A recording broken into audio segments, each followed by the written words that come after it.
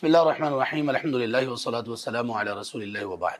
انسان دنیا میں کسی بھی نظام کو اگر کامیاب بنانا چاہتا ہے، اور خاص طور پر جب کہ وہ مسلمان ہو، تو پھر اسے یہ چاہیے کہ وہ اسلام کی تعلیمات کو کبھی بھی فراموش نہ کرے، بلکہ پوری طرح سے اسلام کی تعلیمات کو فالو کرتے ہوئے، اس کی اتباع کرتے ہوئے جس نظام میں بھی انسان جائے گا وہ نظام کامیابی سے ہمکنار ہوگا۔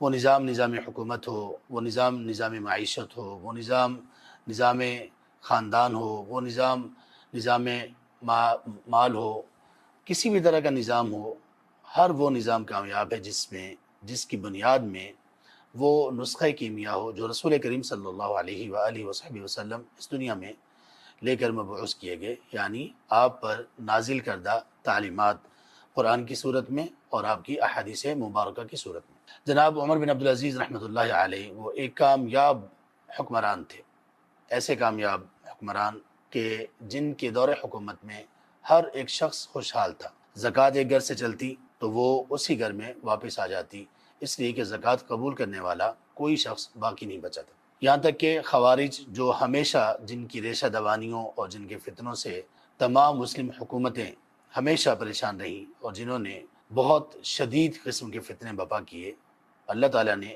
ان لوگوں کے فتنوں کو بھی توڑ ڈالا عمر بن عبدالعزیز رحمۃ اللہ علیہ کے دور خلافت میں۔ یہ سب کیسے ممکن ہوا؟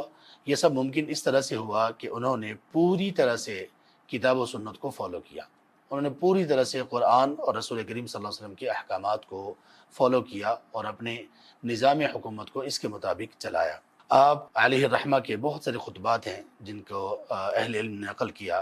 امام ابن کثیر رحمہ اللہ نے البدایہ والنہایہ میں آپ کے خطبہ نقل کیا جو کہ سنے جانے کے قابل ہے۔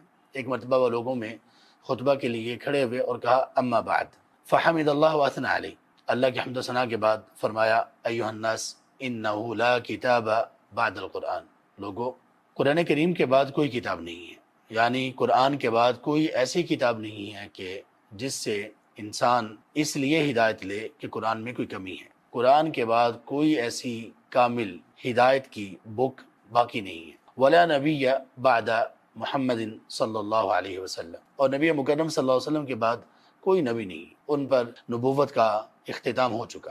ان دونوں باتوں کا مطلب یہ ہے کہ جب اللہ کی کتاب کے بعد اور کوئی کتاب اب نہیں آنی، رسول کریم صلی اللہ علیہ وسلم کی نبوت کے بعد کوئی اور نبوت نہیں ہے، تو گویا اسلام کامل ہو چکا، اور اسلام ایک ضابطہ حیات ہے۔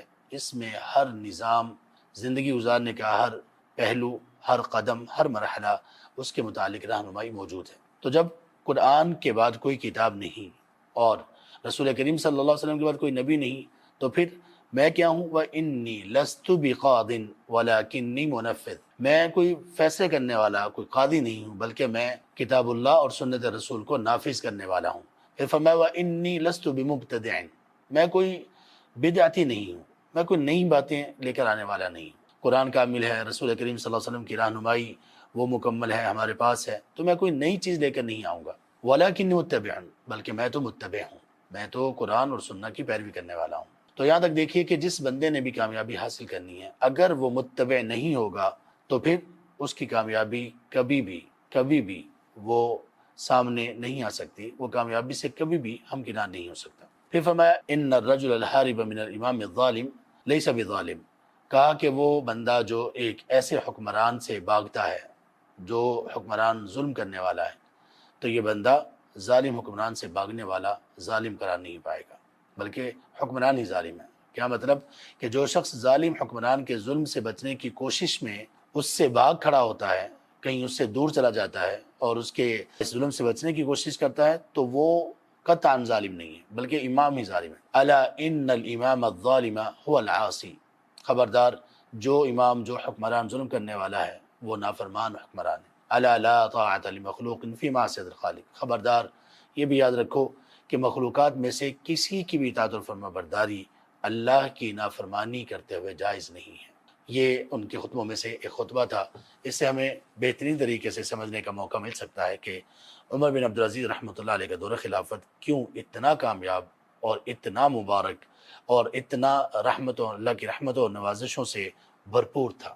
اللہ تبارک تعالیٰ ہمیں بھی یہی اتباع نصیب فرما دے کہ جو اتباع ان لوگوں کو نصیب ہوئی قرآن اور سنت کی، اور جس طرح سے ان لوگوں نے کامیابیاں پا لی، اللہ اپنی توفیق اور اپنے کرم سے ہمیں بھی یہ کامیابیاں عطا فرما دے۔ بارک اللہ فیک۔